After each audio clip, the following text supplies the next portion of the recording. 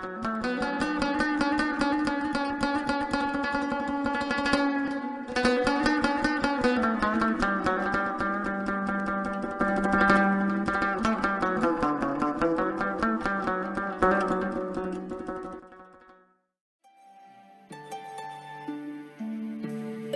हिंदुस्तान में 6 दिसंबर 1992 एक ऐसी तारीख के रूप में हमारे सामने है जिसमें सियासतदारों ने राजनीतिक लाभ हानि के लिए समाज के ताने बाने पर, संस्कृति के ताने बाने पर, साथ रहने की समझदारी पर गहरी चोट पहुंचाई। चले तो थे एक साझी संस्कृति के साथ दुनिया का सबसे बड़ा लोकतंत्र बनाने, लेकिन यह कैसा लोकतंत्र है जिसमें हमारी चेतना न्याय के लिए तड़प रही है और सियासत जारी है। वैसे वादे तो दोनों तरफ से विकास के किए जा रहे हैं, लेकिन वास्तविकता कुछ अलग है। आज न्याय और विकास के नाम पर जो कुछ बढ़ाया गया है वह है धार्मिक उन्माद, असहिष्णुता और डर का व्यापार। इन सब के बावजूद दुनिया के तमाम कोनों में जनवादी संघर्ष चल रहे हैं। आइए सुनते हैं युवा कवि अदनान कफिल दरवेश की कविता सन 1992। यह कविता दुनिया में चल रहे तमाम जनवादी आंदोलन को एक संवेदनात्मक विस्तार देती है। नमस्कार साथियों, सैटरडे पोएट्री में आज हमारे साथ हैं कवि अदनान कफिल दरवेश। अदनान बलिया के रहने वाले हैं और ये युवा कविता के सशक्त स्वर हैं। आइए उनकी कविता हम सुनते हैं सन 1992। अदनान। कविता का शीर्षक है सन 1992। जब मैं पैदा हुआ अयोध्या में ढहाई जा चुकी थी एक कदीम मुगलिया मस्जिद जिसका नाम बाबरी मस्जिद था। जब मैं पैदा हुआ अयोध्या में ढहाई जा चुकी थी एक कदीम मुगलिया मस्जिद जिसका नाम बाबरी मस्जिद था।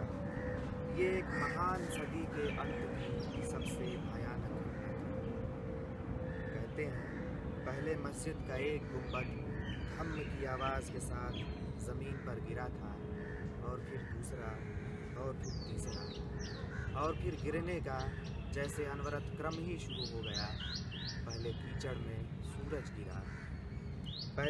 में सूरज गिरा और मस्जिद की नींव से उठता गुबार और काले धुएं में लिपटा अंधकार पूरे मुल्क पर छाता चला गया।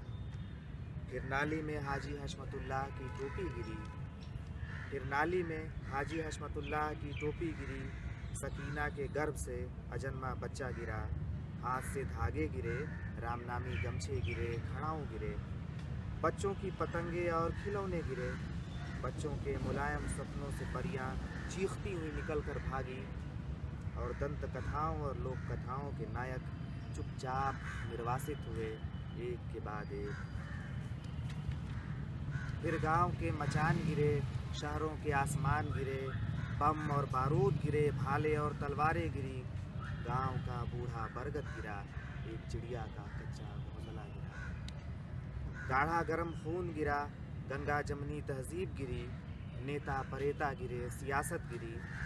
और इस तरह एक के बाद एक नामालूम कितना कुछ भरभरा कर गिरता ही चला गया। जो गिरा था वो शायद एक इमारत से काफ़ी बड़ा था। कहते कहते अब्बा की आवाज़ भर्राती है और गला रूंधने लगता है। इस बार पासबा नहीं मिले काबे को सनम खाने से और एक सदियों से मुसलसल खड़ी मस्जिद देखते देखते मलबे का ढेर बनती चली। जिन्हें नाज है हिंद पर, हाँ उसी हिंद पर कि जिसकी सरजमी से मीरे अरब को ठंडी हवाएं आती थीं, वे कहाँ हैं?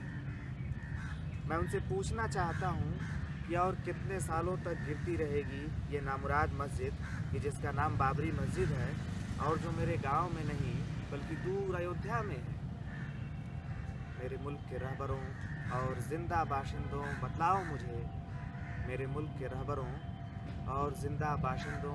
मुझे कि वो क्या चीज़ है जो इस मुल्क के हर मुसलमान के भीतर एक खफीफ आवाज़ में न जाने कितने बरसों से मुसलसल गिर रही है, जिसके ध्वंस की आवाज़ अब सिर्फ स्वप्न में ही सुनाई देती है।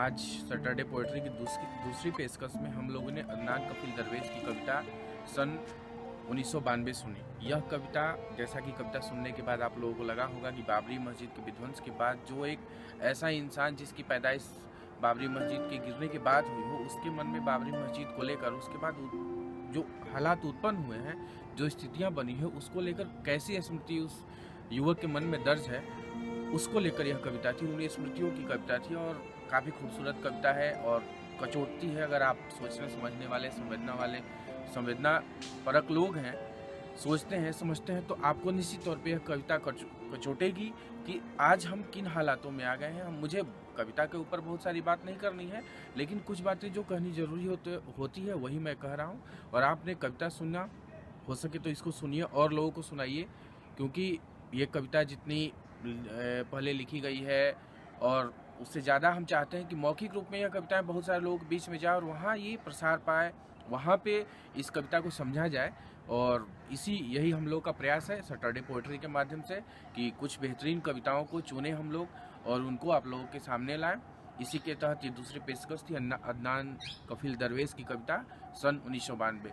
इसके साथ साथ जो बात पिछली उसमें बोला गया था एपिसोड में, इसमें भी कि आप हमारे पेज को लाइक करें, सैटरडे पोएट्री को, इसकी कविताओं को शेयर करें। कोई बातचीत हो, कोई असहमतियां हो तो उसको कमेंट के माध्यम से दर्ज करें। हम कवि के जरिए उस कमेंट को उनके पास पहुंचाएंगे और उसमें अपनी बात को रखेंगे। शुक्रिया, धन्यवाद।